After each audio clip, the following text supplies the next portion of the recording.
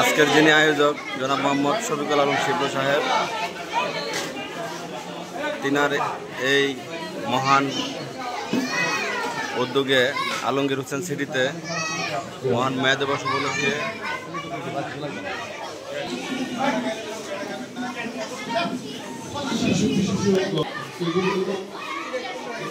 শিশু থেকে থাকে তাদের আপনারা যোগাযোগ করুন, সবাই ছেড়ে দেবো। শিশু আমি আপনারা কেউ এখানে এসে থাকেন তাহলে যোগাযোগ করার জন্য অনুরোধ করছি।